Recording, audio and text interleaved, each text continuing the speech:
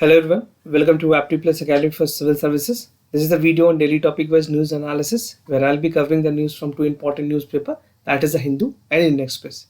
So let's get started with the topic first. So today is 10th of November and these are the list of the topic for the day. So the first is agriculture education policy, the new changes that has been brought in the agriculture universities. The second topic is Pfizer vaccine that is 90% effective in the phase 3 trial. The third topic is India Maldives sign MOU to boost the ties, that is Memorandum of Understanding. The second last topic is lesson from the Vietnam and Bangladesh, and the last topic is India China next round of talks. So these are some of the important topics of the day reported in both of the newspaper. Apart from all these topics, I'll be also discussing the MCQs question at the end of this video with the explanation of previous questions, right? So whatever questions we had on the yesterday discussion, that I'll be discussing in detail. So stay tuned till end of this video. And those of you who are looking forward for a test series program both for the prelims and mains examination, so we at Aptitude Plus are offering a package of prelims as well as mains examination.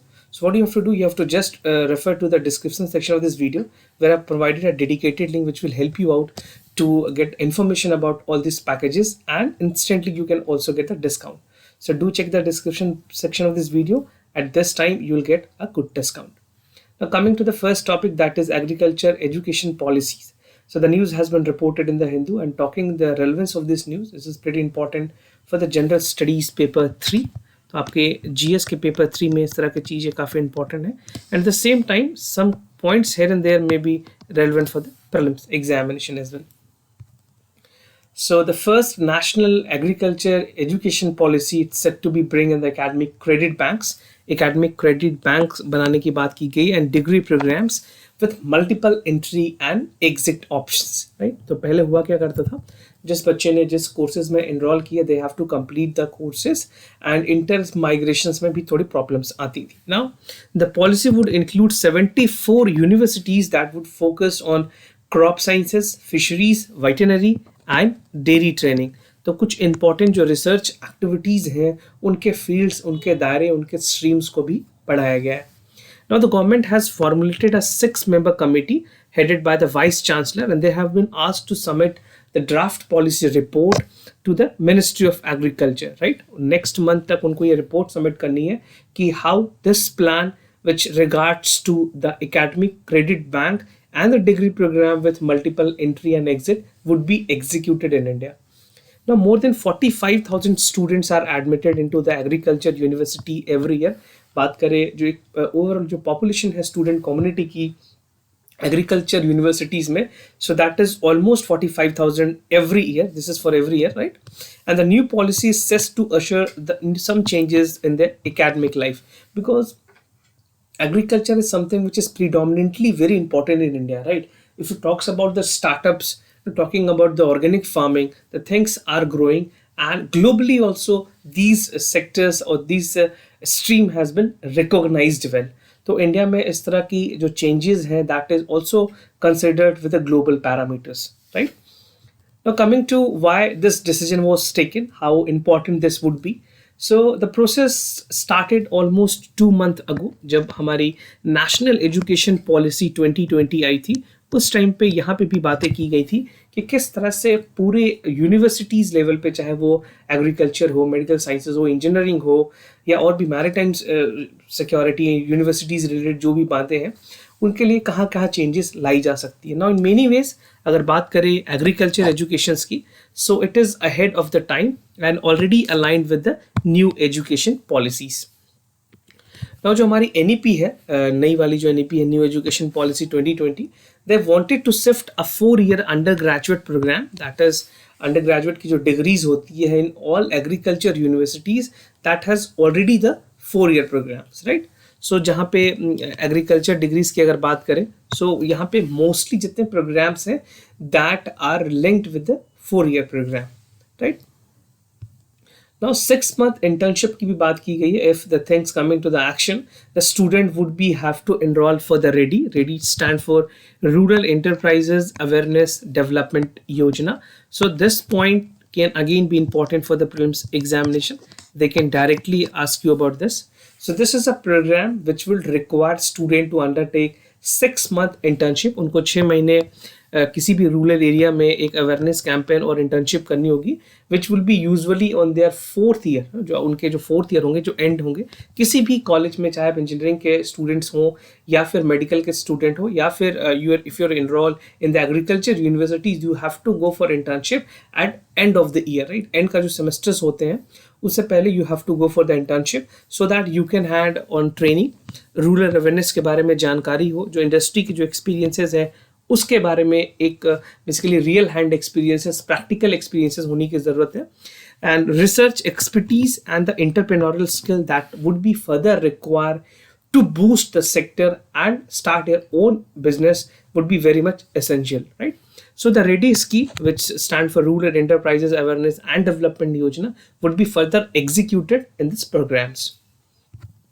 Now talking about the challenges, क्या क्या important challenges आएंगे इस तरह के जो executions plan है exit और entry को लेकर के, जो क्रेडिट स्कोरिंग सिस्टम है, तो one of the major problem would be to ensure that experimental learning is made available to all the students, right. जहाँ पे इम्प्लीमेंटेशन की अगर बात की जाए, जहाँ पे मल्टीपल एंट्री एग्जिट की बात की गई है, so that would be the most toughest pass, because we have to ensure कि जो एक्सपेरिमेंटल लर्निंग है वो इंश्योर हो रही है, उसकी क्वालिटी कॉम्प्रोमाइज नहीं हो रही है। And even if the student leave after 2 or 3 years, the diploma degree he should not miss it out. जो नए एजुकेशन पॉलिसी है, जो न्यू NEP है, नेशनल एजुकेशन पॉलिसी 2020, उसमें ये भी कहा गया है कि अगर 4 साल की डिग्री में कोई बच्चा एनरोल है और उसने अगर 2 या 3 साल में डिग्री छोड़ दी है, so he would be getting the diploma degree for that courses, right. अभी तक होता क्या था कि अगर आपने किसी कोर्स को बीच में छोड़ा, you won't be getting any degree and your entire year is wasted. Now from now onwards, they would be also recognized with the diploma degree of the same courses they will enroll in.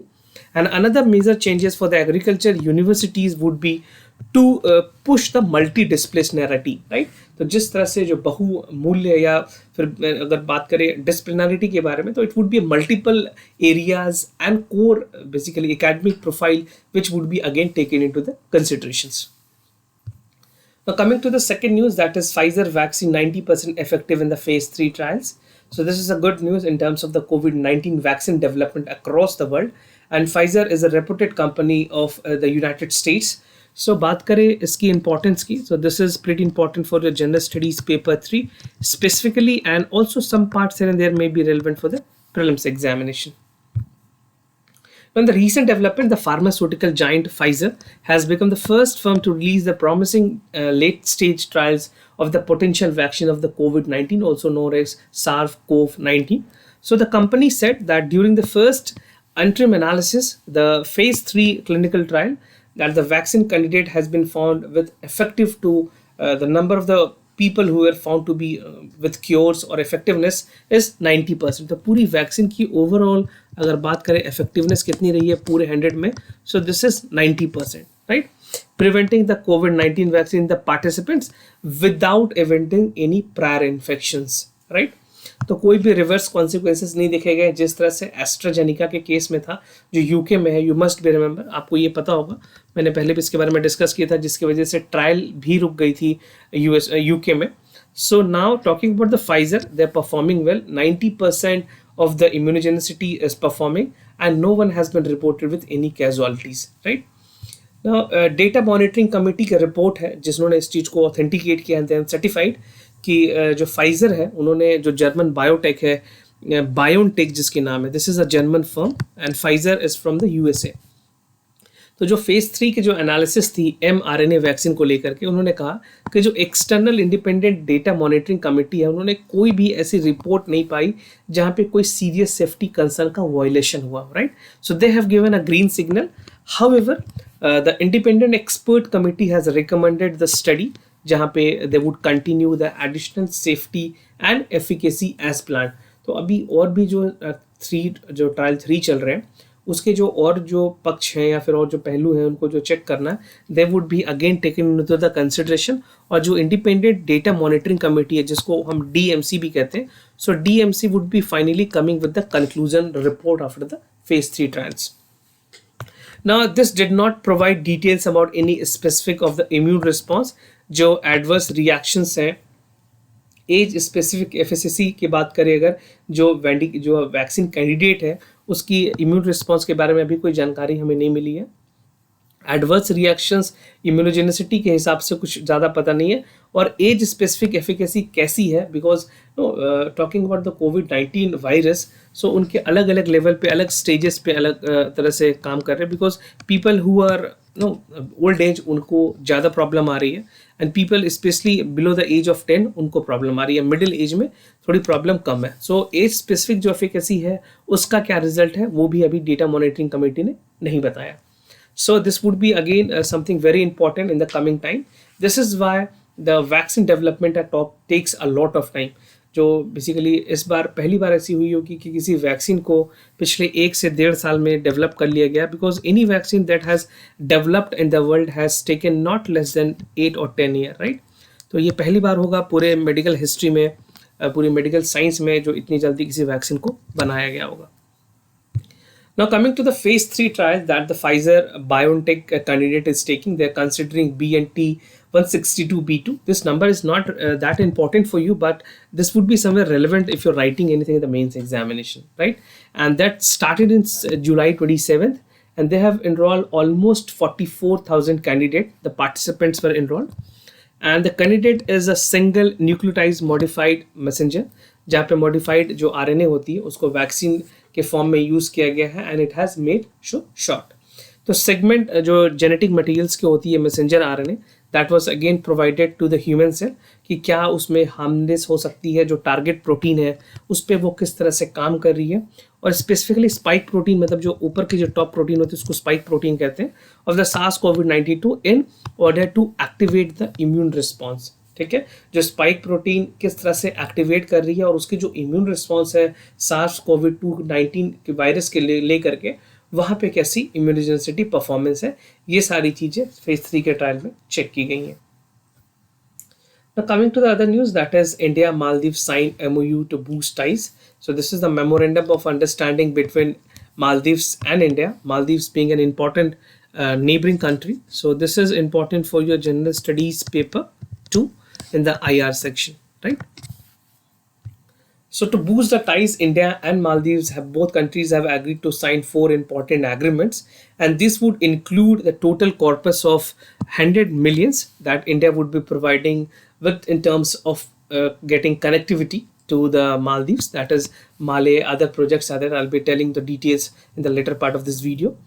So the connectivity pots, we already had a discussion with regards to the India and Maldives relation, जहाँ पे connectivity को लेकर कुछ important बातें कही गई हैं। Now list of MOUs की अगर बात करें तो जो फर्स्ट 2 इंपॉर्टेंट MOUs हैं, that is high impact community development projects, जहाँ पे दोनों कंट्रीज ने MOU साइन किया to cooperate with the science and youth affairs, and another important grant is given by India, that is $500 million package for the Greater Malay Connectivity Project. This is GMCP. तो GMCP की अगर बात करें तो ये आपके prelims के लिए भी बहुत ज़्यादा इंपॉर्टेंट है, आप इसको देख लें। मैंने आपको पहले भी इसके बारे में बताया, वो एक बहुत ही इंपॉर्टेंट कनेक्टिविटी प्रोजेक्ट्स है जो कि वहाँ के रीजन के लिए साथ के साथ इंडिया के लिए बहुत ही अहम साबित होगी। Now last month, 2 government has linked a deal for 400 million line of credit with the Exim Bank of India. जो इंडिया में एक्जिम बैंक है उसके साथ लाइन ऑफ क्रेडिट पे भी डील हुई थी, जहाँ पे 400 मिलियन देने की बात की गई है इंडिया की तरफ से। Now India has promised to support Maldives Foreign Minister candidature to the UNGA, जो यूनाइटेड नेशन जनरल असेंबली है, वहाँ पे जो प्रेसिडेंट की इलेक्शंस होनी है, वहाँ पे मालदीव्स की जो अपनी रिप्रेजेंटेशन है वहाँ की फॉरेन मिनिस्टर को इंडिया ने कहा कि हम आपकी फॉरेन मिनिस्टर को UNGA में सपोर्ट करेंगे, right. So these are some of the important MOUs that has been signed. Now air bubble policy की अगर बात करें तो मालदीव्स को ऑलरेडी इंडिया ने ग्रेटिट्यूड के फॉर्म में एयर बबल एग्रीमेंट साइन किया था दोनों कंट्री ने, और इस एयर बबल पॉलिसी का बेनिफिट ये हुआ कि वहाँ पे बहुत सारे ऐसे टूरिस्ट हैं जो इंडिया से जाते हैं, एंड मालदीव्स की जो इकोनॉमी है that has again gained a leap, वहाँ पे बहुत ज़्यादा इसकी बेनिफिट हुई है, and that has reopened to the international borders, right.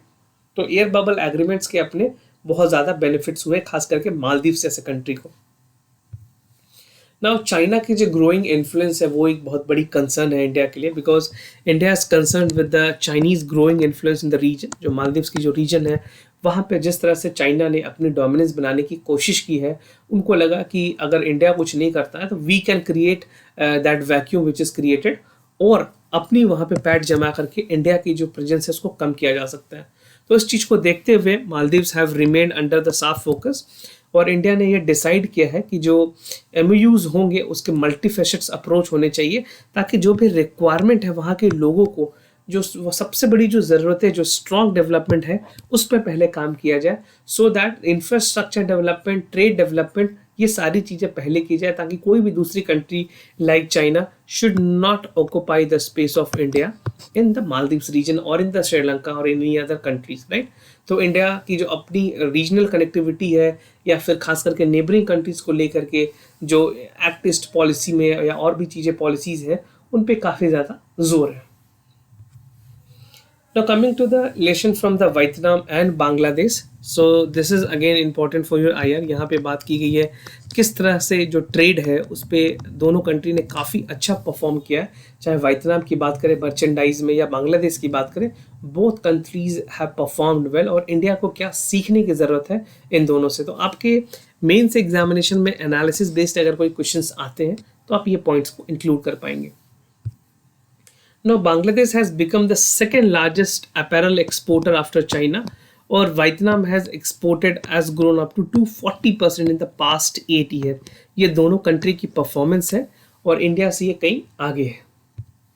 No सिर्फ अगर बात वियतनाम की सक्सेस की बात करें तो वियतनाम परस्यूज अ ट्रेड पॉलिसी, जहाँ पे जो फ्री ट्रेड एग्रीमेंट है FTA की बात करें तो उनके कुछ इंपॉर्टेंट पार्टनर्स बने हैं पिछले 8 सालों में, that is USA, European union, China, Japan, south Korea, right. ये जो लोग हैं इन्होंने वहाँ के जो डोमेस्टिक मार्केट है, वहाँ के जो डोमेस्टिक प्रोडक्ट्स हैं, उनमें अपनी रुचि दिखाई है, and again this things has boosted the trade activities between Vietnam and these major countries. For example, 99% of European products will soon enter into the Vietnam duty free। तो उसका जो benefit है वो दोनों कंट्री को होगा। Now, Vietnam has also agreed to change the domestic law। Vietnam ने कहा कि अगर ज़रूरत पड़ी तो हम अपने डोमेस्टिक लॉ को चेंज करेंगे, जहाँ पे इन्वेस्टर्स को अट्रैक्ट किया जाए ज़्यादा से ज़्यादा, right. And foreign firms can complete the local business. जो लोकल बिजनेस में भी अगर वो काम करना चाहते हैं तो they can come and they can start their startup. Now over the decades बहुत इंपॉर्टेंट बड़ी बड़ी ब्रांड्स की अगर बात करें तो सैमसंग, कैनन, फॉक्सकॉन एक वर्ल्ड की सबसे बड़ी कंपनी है जो कि प्रोसेसर्स बनाती है। ये आईफोन, MI जितने भी आप फोन्स यूज़ करते हैं उनको जो प्रोसेसिंग है वो फॉक्सकॉन देती है, right. H&M, Nike, Adidas, IKEA world की सबसे बड़ी फर्नीचर कंपनी है। तो बेसिकली ये सारे लोग वियतनाम में मैन्युफैक्चरिंग प्लांट बना रहे हैं और अपने प्रोड्यूस वहाँ पे बेच रहे हैं। और आइकिया के बारे में बता दूं, आइकिया का सिर्फ एक स्टोर है इंडिया में, that is in the Hyderabad, और इनके कहीं भी स्टोर्स नहीं है इंडिया में। Now last year Vietnam received investment of around $16 billion. As a result जो वियतनाम के एक्सपोर्ट है वो राइज हुए थे 83 बिलियन से from 2010 to 279 billion in 2019, right? So you can see the number that is increasing for the Vietnam and they are achieving the great success for the country. तो एक दूसरी example है बांग्लादेश के लिए, जहाँ पे इनकी जो स्टोरी है वो अपैरल्स को लेकर के है, जहाँ पे they have started the business with European union and the US, और इनकी जो एक्सपोर्ट है वो काफ़ी अच्छी रही है। This allows the European Union to import apparels from the least developed countries like Bangladesh, जो कि again a duty free. And Bangladesh is working smartly to diversify its export basket. तो India being the good neighbour, हमें भी ज़रूरत है कि we could expect और accept हमें करना चाहिए कि बांग्लादेश के जो प्रोडक्ट्स है वो ड्यूटी फ्री हो, except the alcohol and tobacco, right. So these are some of the important things that again has to taken into the consideration, and India can also learn a lot from these two countries. Now key learnings की अगर बात करें तो सबसे पहली जो key learning होगी that Bangladesh is needed to support large firm for the quicker turnover। किसी भी ट्रेड को करने के लिए जो प्रॉफिट मार्जिन है वो बढ़ना बहुत ज़्यादा ज़रूरी है। जब टर्नओवर बढ़ेगी then your surplus, your supply would be gradually increasing। Larger firms are the better poised to invest in the brand like building, right? Meeting quality requirements, marketing, small financing supplies, large firm, and eventually it will grow. Vietnam की अगर बात करें तो they have change their domestic rule to meet the investors, right. तो India में भी ऐसी चीज़ें की जा सकती है, चाहे वो अमेजोन हो या एफडीआई में रिटेल हो. तो सारी चीज़ों को अगर चेंज की जाए या फिर हमारे जो डोमेस्टिक है या खास करके इमीडिएट अगर बांग्लादेश से हमारी कुछ ऐसी मर्चेंडाइज में एग्रीमेंट हो जाए तो that would be again benefiting both countries and the citizen. Yet most of the Vietnam export have 5 sectors, right? जहाँ पे इंडिया के जो एक्सपोर्ट है वो अभी भी बहुत डाइवर्सिफाइड है और हमने इन दोनों कंट्रीज से वहाँ की जो एक्सपर्टीज है उसको लेने की कोशिश नहीं की है, राइट. और हम नहीं लेंगे और हमारे जो इमीडिएट नेबर होते हुए कोई दूसरी कंट्रीज, यूएसए है, यूरोपियन यूनियन है, चाइना है, वो सारे लोग एक्टिवली पार्टिसिपेट कर रहे हैं. तो इंडिया को ज़रूरी है कि वो भी इन सारी चीज़ों में अपनी अहम भूमिका दिखाए और being the immediate neighbour in सारी चीज़ों की बेनिफिट्स ले. म्यूचुअली बेनिफिट्स होनी चाहिए दोनों कंट्रीज के बीच में. नाउ इकोनॉमिक कॉम्प्लिसिटी इंडेक्स की अगर बात करें तो ईसीआई है विच rank country based on the diversified and complex manufacturing basket. तो ईसीआई की जो रैंकिंग है, चाइना को 32 रैंक मिली है, India is in the 43, Vietnam 79 and Bangladesh is 127. तो ईसीआई के बारे में आप थोड़ा पढ़ लें because this would be again important for the prelims. Or India, unlike Vietnam, has developed domestic and capital market. And to further promote the manufacturing and investment, India ने एक सेटअप किया है सेक्टोरियल इंडस्ट्रियल जोन, जहाँ पे pre approve factory के spaces को भी अभी बनाई जा रही है ताकि जितने भी मर्चेंडाइज हैं या कोई भी ऐसे सेक्टर्स हैं जहाँ पे मैन्युफैक्चरिंग प्रमोट हो सकती है उसको ग्रीन सिग्नल दिया जाएगा. Now a firm should also walk into the start operations in the few weeks. This would be done to need and search and obtain many approvals, right?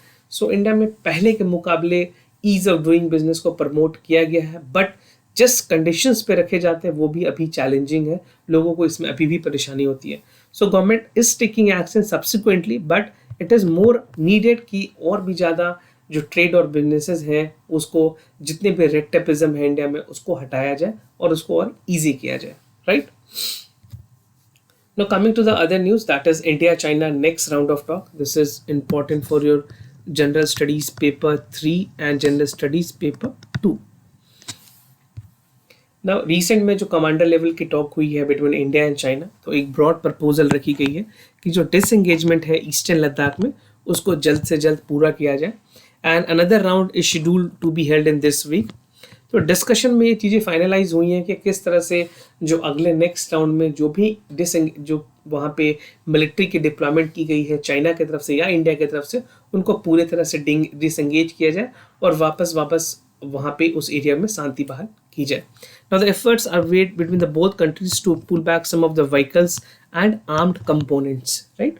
दोनों countries ने अपने capabilities को वहाँ दिखाया है और आर्मी की डिप्लॉयमेंट की और आर्म जो व्हीकल्स है या इक्विपमेंट्स है उनकी डिप्लॉयमेंट वहाँ पे की हुई है. ना ट्रूप्स की जो डिप्लॉयमेंट है वो चाइना की तरफ से पहले स्टार्ट की गई थी. तो चाइना ने ऑलमोस्ट 50,000 ट्रूप्स वहाँ पे लगाए थे with tanks, armoured vehicles and air defence, right.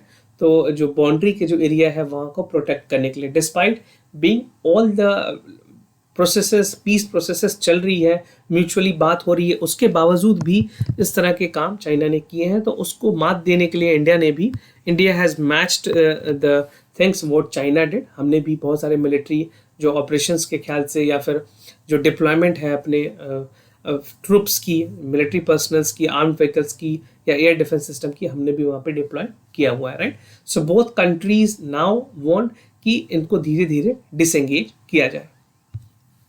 Now way forward क्या है कि the Chinese government wanted to suggest mutual withdrawal of certain distance behind and with several military and diplomatic talks जो कि अभी तक inclusive बहुत ज़्यादा नहीं हुई है.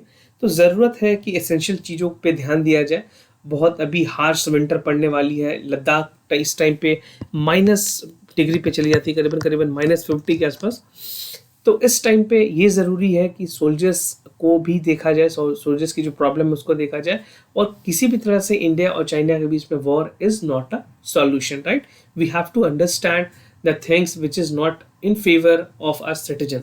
तो war is not a solution and both side have agreed to earnest implement ensure the frontline troop exercise restraint and avoid misunderstanding and miscalculation. किसी भी तरह से जो मिसअंडरस्टैंडिंग है, जो मिसकैलकुलेशन है, उसको अवॉइड किया जाए। This is very much required. Now coming to the answers, जो कल के क्वेश्चंस के आंसर्स थे वो मैं आपको बताऊंगा। So for the first question, the correct answer here is B, that the religious practices has many dimension and were not confirmed just particular of worship, so multiple form of worship existed, and worship of yakshas and mother goddess were prevalent during this time. Buddha has become the most popular and social religious movement, right? So the source of reference here is NCRT class 11th. Now coming to the second question, the correct option here is B, that the number of elected member in the Imperial Legislative Council and the Provincial Legislative Council was increased. और जो Provincial Council की अगर बात की जाए तो वहाँ पे नॉन ऑफिशियल मेजोरिटी इंट्रोड्यूस की गई थी by some of the non official nominated member, और ओवरऑल नॉन इलेक्टेड मेजोरिटी की जो मेजोरिटी थी that still remained. And in the Imperial Legislative Council, the total of 68 members, 36 were from official and 32 were non-official, and 5 were to be nominated. So you can read the details in the NCRT. If you are referring another book, that is Modern India Spectrum, Rajiv Ahir ki book hai, so that is also a good book which you can refer. Now coming to the MCQs question of the day. So the first question is coming from economy. Which of the following is or are the benefits of issuing the masala bond? Masala bond is again an important topic for examination. It promote and allow full currency convertibility. The offshore learner better return by investing in the masala bonds. So which among the following is the correct options? You have to choose the options A, B, C or D. Whatever you feel is the correct answer, you can let us know in the comment section down below. Coming to the second question from the Modern India with reference to the Ghadar party, consider the following statement. This party was formed around weekly newspaper Indian Mirror and it headquarter it is in San Francisco. तो आपको बताना है इनमें से कौन सा statement है. This is an important topic for your modern history. So A, B, C or D, whatever you feel is the correct answer, do let us know in the comment section down below, right? If you want to share any additional information, that also you can share with us. And those of you who are new to our channel, do not forget to subscribe Aptitude Plus Academy for Civil Services. And if you like this video, do not forget to give a thumbs up. If you have any other concern, do let us know. We'll be more than happy to assist you. For time being, I'm signing off. Wish you all the best. Stay home, stay safe. Thank you so much.